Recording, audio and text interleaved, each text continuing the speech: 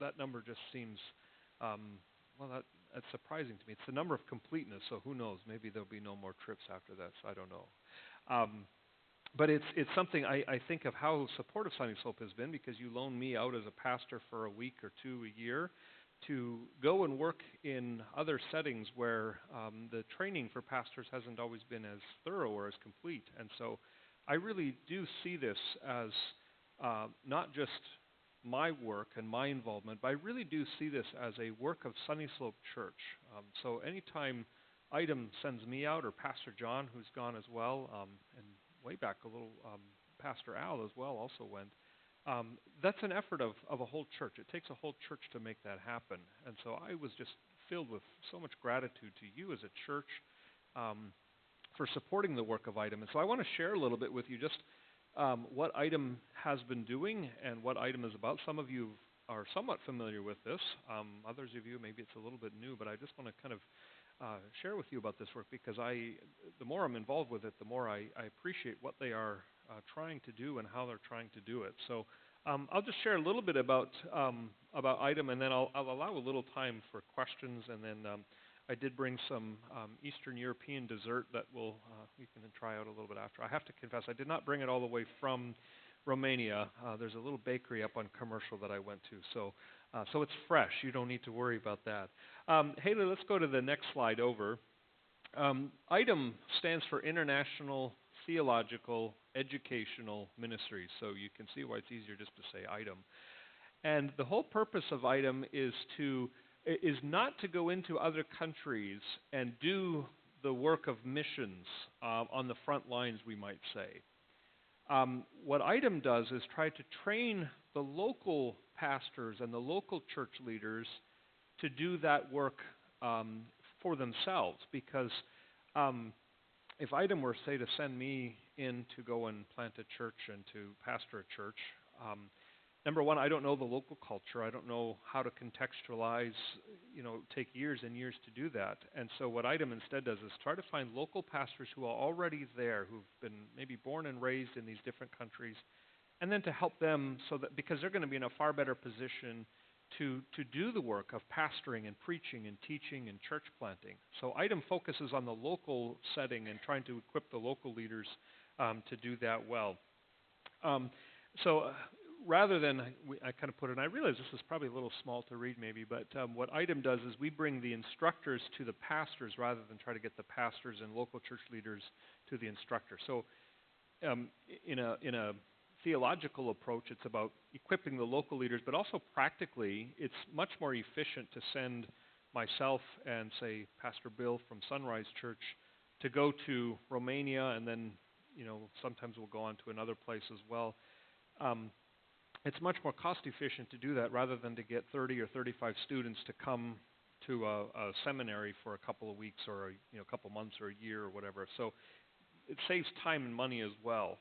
And then, as I said, it trains pastors in their local context. They're going to be far better equipped to know how to contextualize the gospel, what the needs of the local community are, and how to continue and sustain the work. And then another practical side of that is that these pastors often just can't take even a couple months away from their ministry and from their families to go to train at a seminary. So Item, what they do is they send the instructors and do short-term training for pastors, for elders, for other leaders, and then they are equipped to minister in their own context. So that's in a nutshell what Item does, and I guess there are two tracks that Item works on. One of them is they work more with local seminaries, and then they're working with seminary students. Pastor John did that back in July, I think, when he was down in South America. He was working with a seminary there, and those are students that are taking courses for credit. They're trying to earn their MDiv degree or some equivalent of that. That's a little longer-term approach. The work that I've been mostly involved with is putting on preaching conferences that go usually 3 days, and then the pastors go back to their own homes and their own communities. So, and I'll talk a little bit more about that in a minute. Haley, let's go to the next slide. Item is a growing ministry. It's in terms of its expansion, in terms of the number of pastors and instructors that it sent. So You can just see from in 2014, there were 537 leaders that were served in various countries around the world. And that's already quite a bit, but last year it was up over 1,200 pastors, elders, teachers who came to the various seminars and courses that have been taught in different parts around the world. So in just 3 years, it's more than doubled in terms of the reach that we've had. In 2014, Item sent 13 instructors, and then 3 years later, we're now this year already we're at 60. So this is, and I think that number is even. I think we've even sent more since those numbers were published. So it's a growing ministry. It's a ministry that is expanding. There are more and more people who are eager to teach, and as the funding is available and as the opportunities arise, we're finding more and more places to send instructors. So God is blessing the ministry. Excuse me. And we're seeing that expansion. Item is seeing that growth and that expansion. Go to the next slide, which is not a very exciting slide. It's actually the least exciting of the whole thing because I was looking for a map and I couldn't find it. And so I will just have to tell you the places where Item serves. Primarily, Item has focused on former communist countries. It started out working in Eastern Europe. And then when communism fell, of course, that opened the door. That was a tremendous opportunity for Christian mission and witness because all of a sudden what was once off limits, the Christian gospel was off limits. Now all of a sudden the door is open. And so missionaries actually flooded into Eastern Europe. Many pastors had been serving in these Eastern European countries, but most of them hadn't had a whole lot of training or a whole lot of education. And so the opportunity was right there as well to train the existing pastors, and that's where Item found its start back, and I believe, I don't remember exactly the year, but it was in the early 1990s. Currently, we are in Romania, we are in Ukraine, we are in Latvia, Lithuania. We have served in Russia, and then in Asia, we've expanded over the last couple of years. They've expanded into India, Indonesia, Bolivia, Kenya, and they're looking at a couple of other countries as well. So it's, in terms of its global reach, it's also expanding, but the focus is always the same. It's finding local pastors who are already on the ground and then coming alongside them to train them. So yeah, but globally it's going to all kinds of different places. So next slide up, Haley. So the work that I have been involved with is these preaching conferences.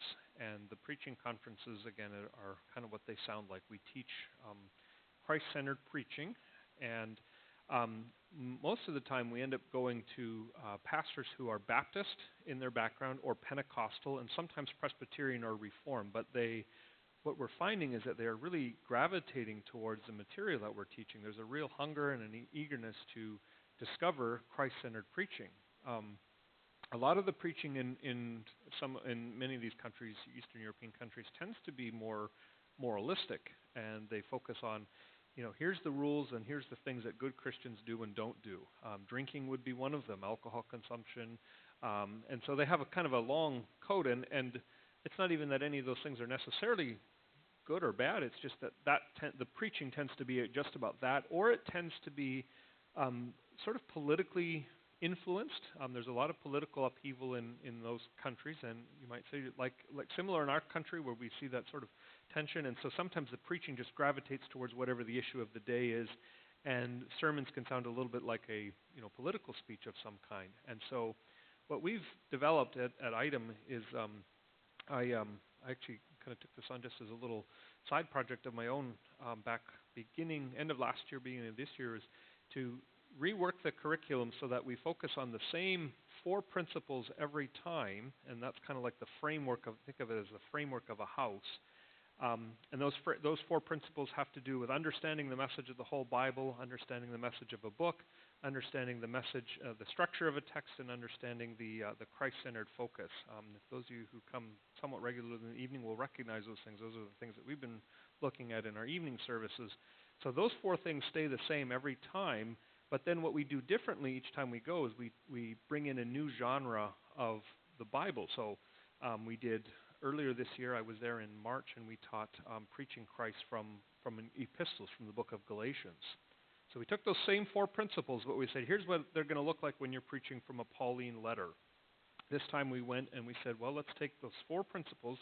Let's look at how do you apply these when you're going to be reading and preaching or teaching from Old Testament law and narrative. So we use the book of Exodus.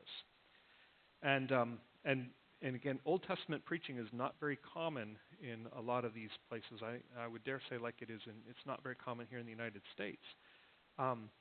But again, people just were really drawn to this. There was an eagerness to learn about this. So what we do, the conference is really made up of 3 parts that we kind of cycle through a number of times. We give a lecture. We give a small group time. We have them work together to take the principles that we've taught them, and then we put them to work. We assign them texts, and we have them work as a group through that text, applying that principle that we've just taught them. And then we also give model sermons. So I'll preach usually 2 or 3 times, and then Bill Wilton will preach a couple times. And then the goal is to demonstrate what these look like in action.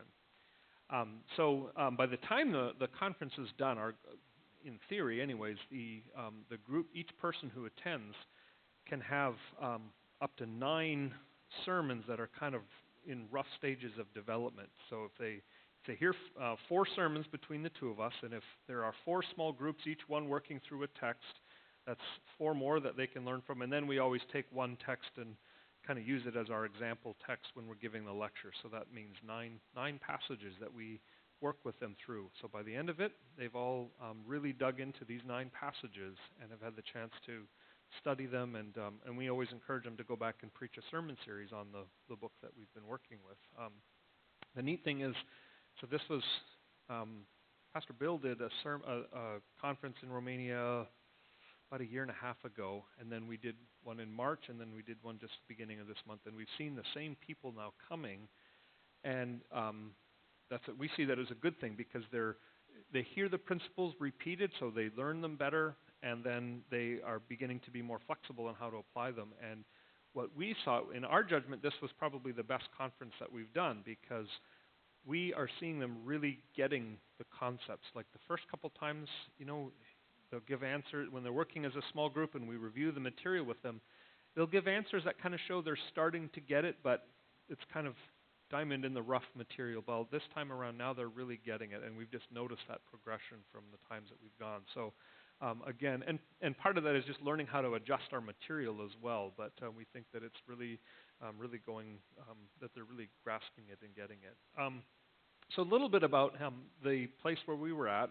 Haley, you can go to the next slide.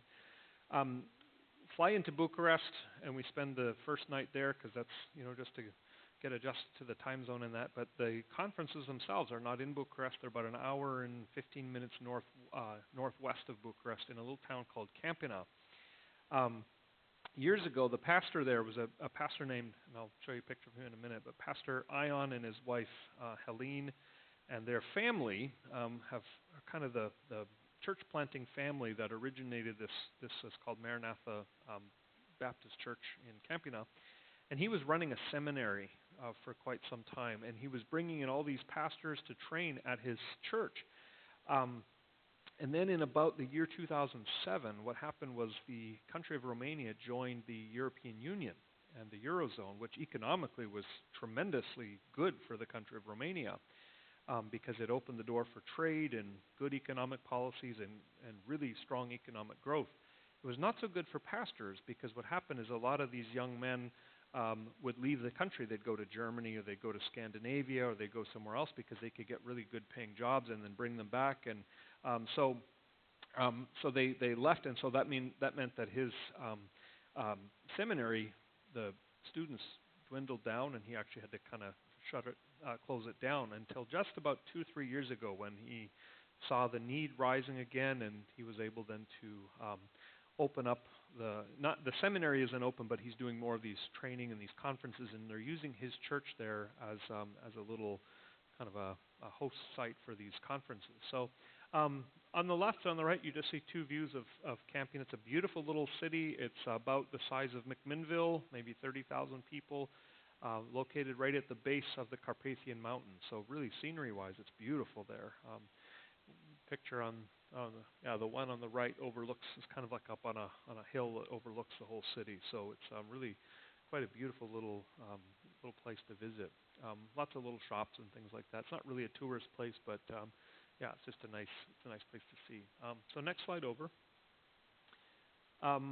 So this is the Maranatha Baptist Church, and this is the church that hosts the conferences. And then in the middle there you see the family, at least some of the members of the family, Pastor Ion and Helene, and then their children help out in various capacities. Their children are, most of them are married and have kids of their own, so it's kind of a growing family. But they had us over for dinner the first night we were there, and got to catch up with them a little bit and spend some time with their family. They're really just a wonderful family to spend some time with.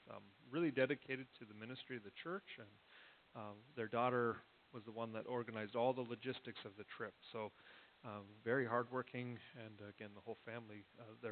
Two of their sons helped with the interpreting, and then another one was just kind of involved behind the scenes. So just a neat family that made it all possible. Okay, one more slide over. So this is that lecture time. This is where we go through the principles that we're trying to teach, and usually we spend a couple hours a day doing lectures and trying to instruct them. And they were, I think that they were very attentive students, very very hospitable as well, very warm and friendly.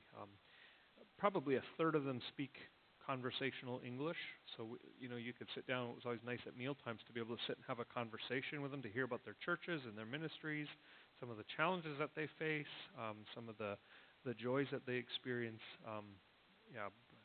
But all the lectures need to be interpreted because there are enough that don't speak really any English, and so it has to go through an interpreter. So lecture time, and then preaching time, which is just what it sounds like. We preached, between the two of us, we preached 4 sermons and on different passages in the book of Exodus. And then we try to model what we're teaching them, show them how to do it. And then the last time is go to the next slide again, Haley.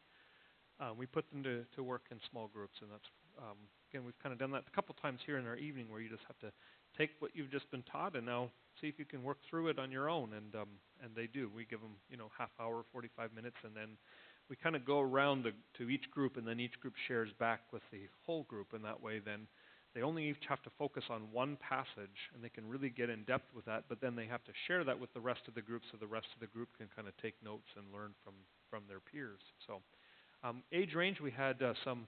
I think the youngest we had was probably was Bible college age. I think he was a Bible college student. And then the oldest was a gentleman. You can see in that picture near the back there, I believe he's 85. And from what the other pastor said, just a wonderful, godly man, very devoted to ministry. He didn't speak any English, so I wasn't really able to converse with him. But he was at the earlier conference we did in March, actually. And so that was and I recognize him because he looks at, some of you may know the British, he's now passed away, but John Stott was a British theologian and pastor.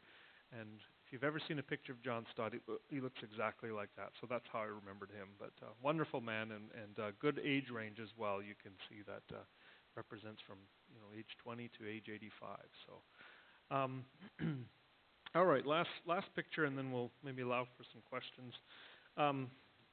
Food is always one of these things that captures my interest, because you can learn a lot. Number one, just sitting around at a table with people and talking with them and sharing a meal with people. I think that's one of the ways that we really learn a lot from a culture.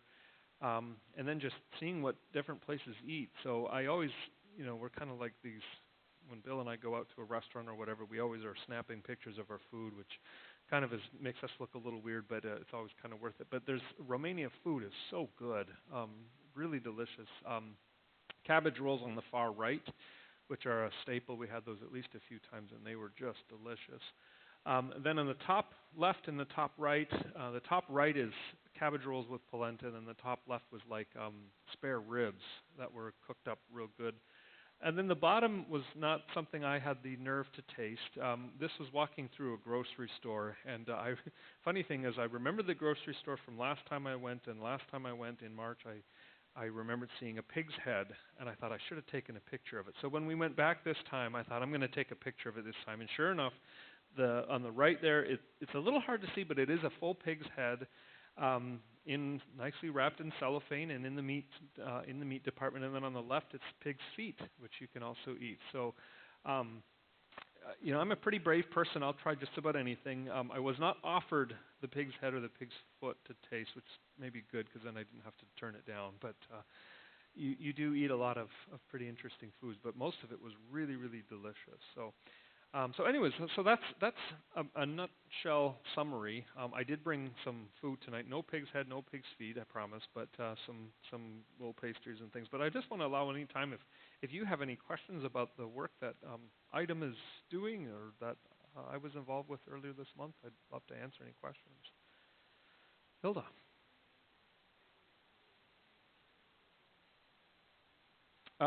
Item, you mean? Or yeah, so Item gets congregational support. A lot of churches across more conservative Reformed denominations, CRC, OPC, URC, and PCA, are major supporters. Individual congregations. They get private donations, from individuals as well that support this work also. So it's just like any other mission agency. They rely on a lot of individual and congregational support. I know Sunnyslope has taken a number of offerings in the past to support it, and that's always been very appreciated. So it's funded that way. And they've had some generous individual donors as well that really believe in the mission of Item. So, other questions? Yeah, Paul. Yeah, I have to get clear on that story because I'm not exactly sure. I know it started in the 90s, and I should know more about the origins than I do, but I'll have to get back to you on who exactly started. I know it was started by a number of, again, Reformed and Presbyterian pastors or people in the early 90s who just had this heart to see the mission in Eastern Europe. No, it was not started by a denomination or a seminary, not to my knowledge. My understanding is some individuals and some pastors. I want to say, some of you will know Pastor Perry Tinklenberg. He's a pastor up in Spokane. He's a CRC pastor in Spokane. His father had a lot of involvement with Item in the early days and even up until very recently. His father was Virgil Tinklenberg. But and at one point I thought he had started it, but I think that's wrong. I'm not sure that I'm pretty sure that that's incorrect. But he had a big role to play in the work of Item back in the 90s and early 2000s. He was, chairman of the board at one time and that sort of thing. So, but I have to look into that. That's a good question. I should know. I should have a better answer to that. So now you've given me some homework. So, other questions? Okay. Yeah, so that's a good question. So my own involvement came a couple summers ago, or 3 years ago, I guess it was now, when Pastor Bill Wilton was going to go with Pastor Perry from Spokane. They were going to go together to Ukraine, but then Pastor Perry was having some real health issues. So Pastor Bill suggested my name, and I was more than happy to go along with it. And so that's how I got in, and that's really kind of the way that Item recruit. So the director of development is a guy, but he's preached here a time or two. Will Hesterberg is his name. He's the director of development and sort of the executive director of the organization. And so he'll travel around and he'll meet with churches and pastors. He'll do lunch with maybe 3 or 4 pastors, or if you can get a dozen pastors at like a classes meeting or something of that sort. He'll meet with them, and he always opens the door and invites anyone who'd be interested in teaching.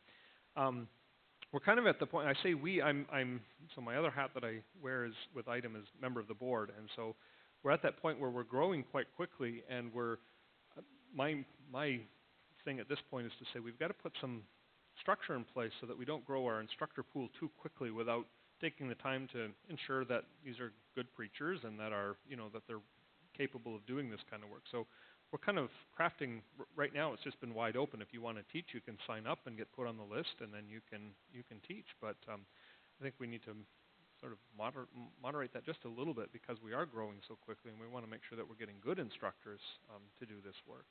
So yeah, so that's how the instructors are recruited. Other questions? Yeah, Jeremy.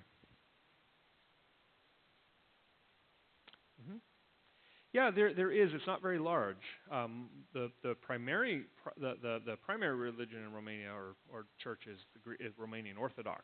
Orthodoxy is a big religion or denomination there. In fact, I mentioned this in my Sunday school class this morning. We were downtown Bucharest for dinner one night, and there was a big crowd of people, and they had the police doing crowd control, and we thought, what's going on here? Well, they were all in line to get into an Orthodox church. It was some feast or festival of one of the saints, and so people needed to get in to pay their respect. So Orthodoxy is a big thing in Romania. And then Romanian Baptist would be another one, and then Pentecostal. There are Reformed Christians there, but it's not a very large group. I think you might find them more towards like the border of Hungary, up kind of near that area. You find a good number of Hungarian Reform, but in Romania, it's not a very large group. But and even the church that hosted us, it was a Baptist church, but they like Reformed theology, and they like the Reformed method of preaching, of Christ-centered preaching. And so we kind of, we had one Presbyterian who was part of our group, and then the rest were all Reformed Baptists and Pentecostal. So it's a small group, but it's there's a lot of openness to the Reformed hermeneutic and preaching method, which is kind of exciting to see. So, yeah, other questions? Jim. Mm-hmm. Yeah, it's a little bit of both. We stayed in a little hotel, maybe a mile or two from the church, and it was a pretty simple hotel by American standards. It was, you don't. The funny thing is that a lot of them are former communist buildings that have converted over, and what that means practically is that there's no heat or thermostat in each room. That's like centrally controlled by the front desk. So they will tell you when you are too hot or too cold.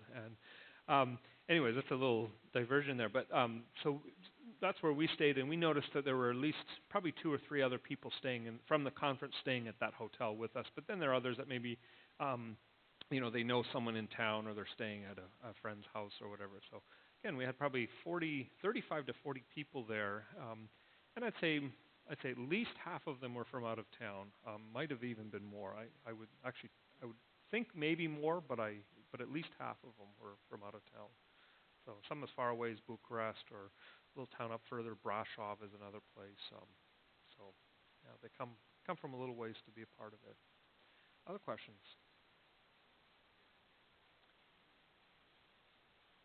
Mm.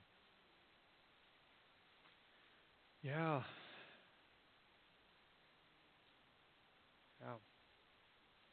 Yeah. Right. Yeah, I think that concern would be in Romania as well. We didn't attend the churches this time in Romania. Our travel schedule didn't work out that way. But the last time I was there, it wasn't a real large group. Maybe 40 people in church. Most of them a little older. And what I heard from some of the pastors when we got to talking with them about their ministry experience was, there's not a real vibrancy. Now, I'm not saying that all the believers are, sort of just going through the motions, but it's just kind of the sense that the younger generation, as they face, postmodernism, same things in the Netherlands, I think. That's very much true in Romania. I noticed this really, traveling and to seeing these different countries, how much American culture is sent out to many other parts of the world. And that's not even, I'm not even saying that's really good or really bad. I'm just saying it is. We export American values and ideals, and some of that is really good. Some of it is, I think, maybe not so good. And so, we maybe see that there's younger generation as they grapple with postmodernism and the loss of absolutes, and then that, especially in a culture where the church has long been, the Orthodox Church was really, everyone just belonged to it. You have to get baptized into it, and then, as long as you're baptized and buried, then you're good to go. That's really all you need. So people can claim affiliation with the church, and they just show up maybe once or twice a year, Christmas and Easter. And they don't really wrestle much more than that in terms of asking spiritual questions or trying to come to grips with what the gospel is. It's just you're born a Romanian, so you're affiliated with the Romanian Orthodox Church, much like it would be in other Eastern countries, Greece, and so yeah, there's that concern, and on the one hand, there's a lot of affiliation with the church, but it doesn't mean much for many people, and that's a sad thing in Romania and in other countries